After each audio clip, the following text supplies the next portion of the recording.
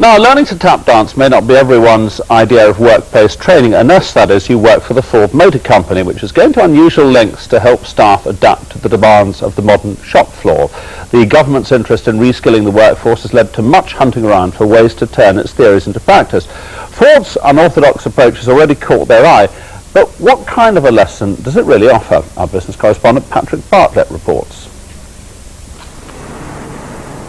It may look like a Far Eastern factory exercise routine, but these employees at Ford's Dagenham plant have chosen to take classes in Tai Chi. What's more, the company is paying up to £200 a year each for workers like Ray Myrie to pursue new hobbies and activities. It's nice, something different, and well, some people do it weekend as well. And if you ain't got nothing to do, I'm the one who's got time. I'd advise them to take it up, just like me. What do your colleagues think about Tai Chi that you do? I take the mickey off the time. Back on the production line, Ray inspects the metal finishing operation. Ford introduced its employee development program 8 years ago as part of a strategy to nurture a more flexible, multi-skilled workforce. You can do a flower arranging course, you can learn to stop smoking, you can do NVQs in French or Spanish, you can do bricklaying, you can do degrees, you can learn to repair lawnmowers, all sorts of things. And we believe that just gives people extra life skills which will make them better employees of ours. And it certainly gives them more commitment to the company because they believe that we put time and effort and money into giving them an extra skill. Run jointly by management and trade unions, the scheme has helped usher in a more harmonious period in Ford's often troubled industrial relations.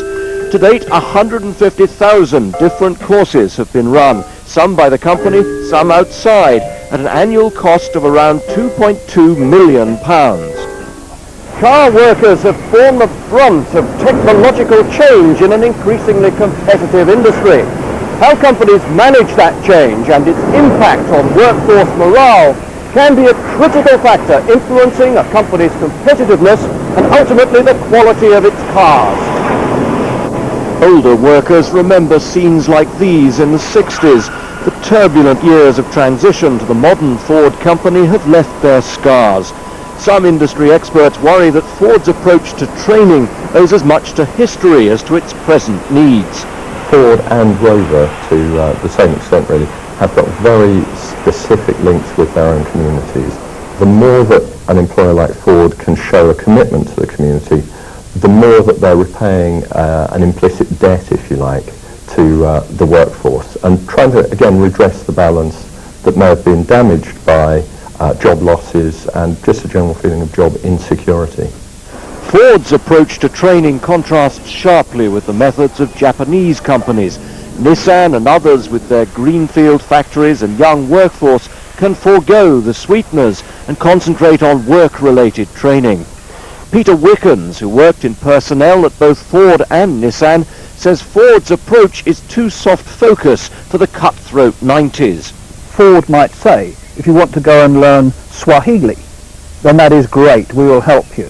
But we would say, if you want to go and learn Japanese or German or Spanish, then that will help you in the job. And we would encourage and give financial assistance for that sort of exercise, but not for Swahili. For the moment, though, Ford is sticking with the program. It claims it's helped cut absenteeism and by reducing resistance to change has become an important tool in the company's efforts to modernize its production. No chance of getting raffier work on the BBC, I suspect. Now, when you reach for a soft drink